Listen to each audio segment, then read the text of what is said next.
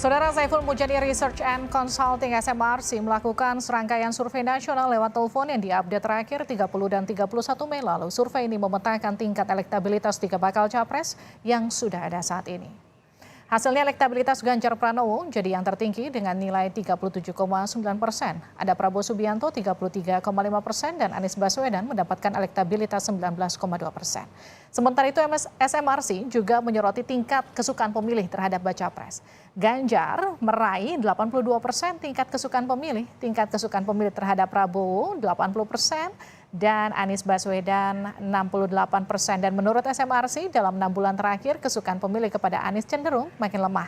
Karena itu elektabilitasnya juga makin lemah. Lebih lanjut menurut survei SMRC, Ganjar tak hanya disukai oleh pemilih tapi juga punya popularitas tertinggi dibanding Prabowo dan Anies.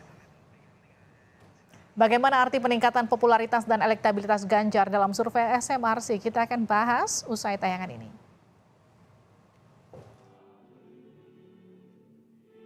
Saiful Mujani Research and Consulting (SMRC) kembali melakukan serangkaian survei nasional pada 30 dan 31 Mei lalu.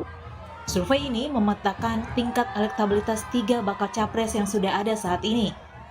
Menurut survei SMRC, Ganjar kembali menjadi yang tertinggi elektabilitasnya.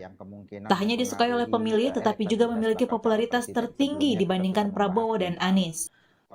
Elektabilitas Ganjar Pranowo menjadi yang tertinggi dibandingkan 2 bakal capres lainnya dengan nilai 37,9%. Lalu Prabowo Subianto sebesar 33,5% dan Anies Baswedan mendapatkan elektabilitas sebesar 19,2%. Ya, sekitar 4% begitu ya, sekitar 4%. Jarak yang 4% ini Mas Saidiman penting untuk disampaikan bahwa itu jarak yang tidak signifikan secara statistik. Karena apa? Karena margin of error-nya sendiri 3,3%, membutuhkan 2 kali dari margin of error, lebih dari 2 kali margin of error untuk dikatakan bahwa selisih antara 2 calon itu signifikan. Jadi kalau jaraknya hanya 4% begini, yang lebih tepat ya untuk dikatakan, disampaikan atau disimpulkan bahwa ya, kedua calon ini atau kedua bakal calon ini elektabilitas seimbang. Oke. Hasil ini berbeda dengan survei Litbang Kompas sebelumnya, di mana elektabilitas Ganjar berada di bawah Prabowo Subianto sebesar 22,8%. Prabowo meraih elektabilitas sebesar 24,5%, di atas 2 pesaingnya Ganjar dan Anies Baswedan. Naik turunnya elektabilitas bakal capres dimaklumi parpol termasuk PDI Perjuangan. Sejak mendeklarasikan Ganjar Pranowo sebagai bakal capresnya, PDIP mengaku terus mengikuti beragam hasil survei capres.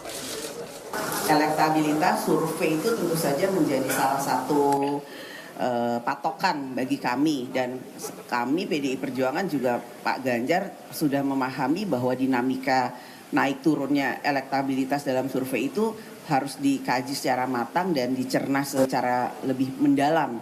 Namun yaitu salah satu hal yang harus kami lakukan adalah bagaimana kemudian bisa mendorong Pak Ganjar untuk bisa bukan saja surveinya naik tapi memang bisa diterima oleh rakyat. Itu yang menjadi salah satu hal yang harus dilakukan. Koalisi parpol dalam mengusung capres dan cawapres memang belum final. Semua kemungkinan masih bisa terjadi. Publik masih menunggu siapa yang akhirnya akan maju dalam Pilpres 2024 mendatang. Tim Liputan Kompas TV.